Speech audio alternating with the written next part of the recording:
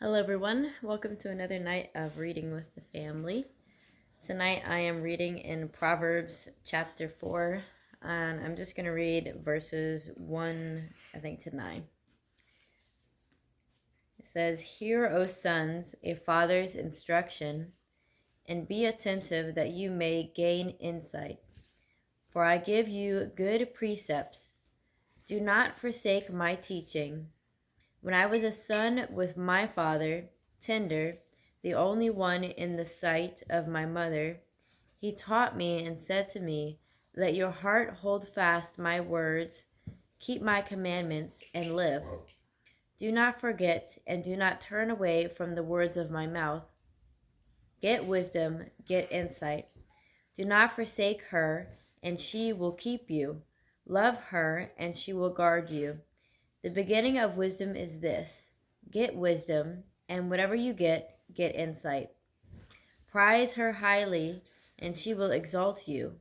She will honor you if you embrace her. She will place on your head a fair garland. She will bestow on you a beautiful crown. And, obviously this here is talking about wisdom. And if you get wisdom and then you actually use wisdom and insight, these things will guard you, keep you, put a fair garland upon your put a fair garland on your head. And I was just really thinking about that, like just like when you see people who are very wise and are very thought out with everything that they do, you don't see a lot of I would say chaos around them. Because they're wise, they don't end up in certain situations because of the wisdom that they have. And because they actually use the wisdom and have insight into whatever wisdom that they have. And so I want everybody to take a second to think about maybe a piece of wisdom that you've gotten from dad or mom, or maybe from somewhere else, that you could share, that you feel has actually helped you when you've actually applied that knowledge or wisdom. And I'd say one thing that I have heard from dad before was how he would share about to not allow one experience helping somebody affect the way that you help somebody else.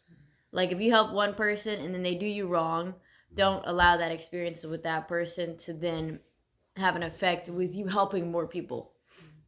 So I think that's a very good piece of wisdom. And then also something that I used to say it all the time, but then I guess as time went by, I started saying it less. And I used to say, see, now I'm trying to think about it. Be quick to listen, slow to speak, slow to anger. And then the other one that went kind of along with that is in James somewhere. I can't remember where exactly.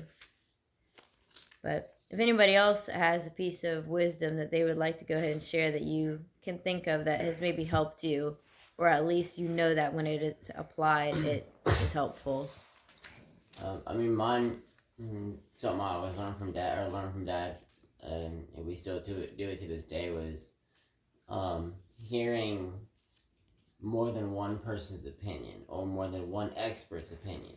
For example, the other day, I was working on the traco, and several people were saying, "Oh, it was the fuel injectors. Oh, it was the fuel, or there's water in the fuel." But over time, you would hear certain people start saying the same thing over and over again. And most of them were saying it was water in the fuel. And then come today, I went down to John Deere to get some fuel filters replaced. And I don't know what I said to them, or what exactly I said to bring up the water in the fuel.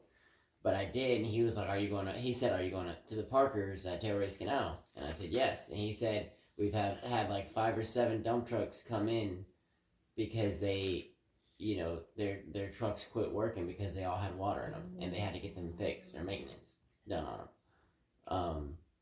And so I mean, it just is one thing, you know, I learned.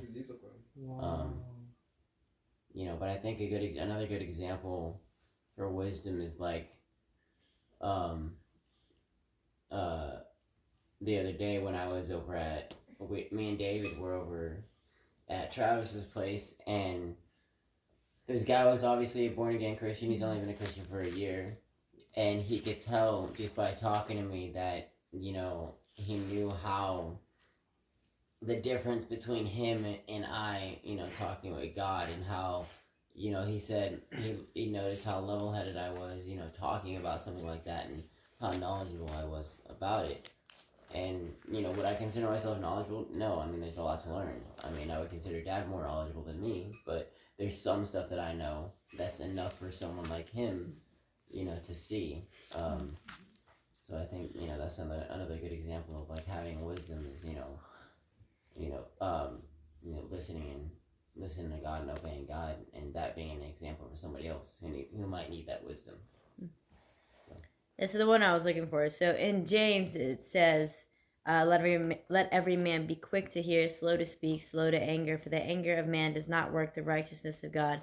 But in Proverbs chapter 15 verse 1, it says, a soft answer turns away wrath, but a harsh word stirs up anger.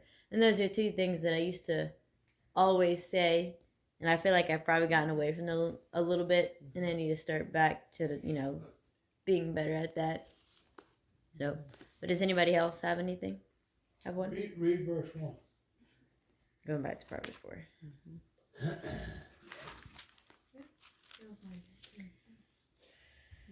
You're saying Proverbs 4, right?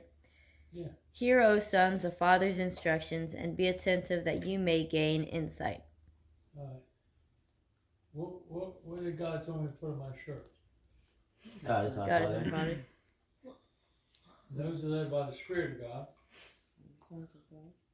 Amen? Yeah. So this relates to us in a whole different way. Right. Hear, O sons, a father's instructions. Jesus died so we could hear from the Father. Right. Amen. And be attentive that you may gain insight. That's funny because I was thinking of the thing that Dad would always say, and we haven't said this in a long time either, that when you find yourself not sure of what you're supposed to be doing or where you are, what you're supposed to be going, go back to the last thing God said. You know, go back to that and start from there, because we have a tendency to kind of get away. Maybe we are getting ahead of ourselves or whatever, but that's what I was thinking about when I was just going to wait, but he brings that up because that's God's instruction. That's what was the last thing that God said to you. Go back to that. Did you take care of that? And then move on from there.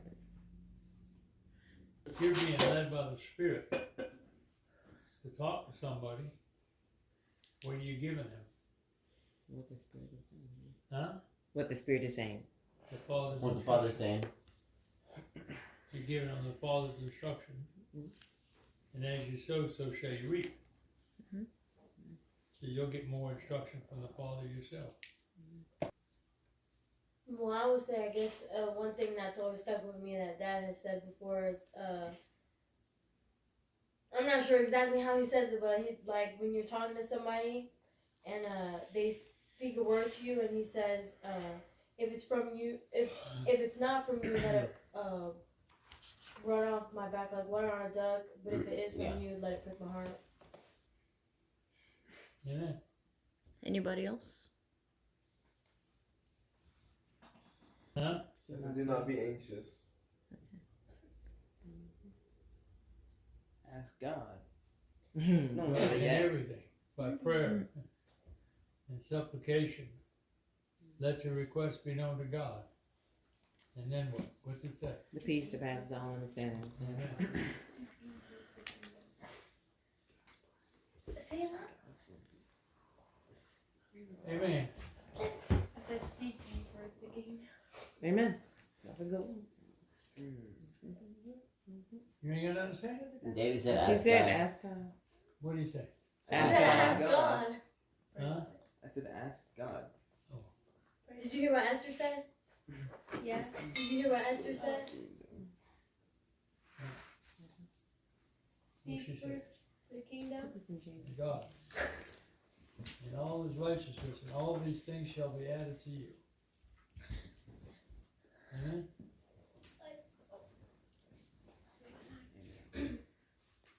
But you, Joseph. Hannah, did you say one? I forgot mine. I already had one, but I forgot it. Just say, I know Joshua. I would never say that. All right. So I hope this word touched you guys, and I hope that you can also, take everything to God and ask Him to give you wisdom and insight, so that you can do all the things that He's wanting you to do. And I just pray that everybody has a great night.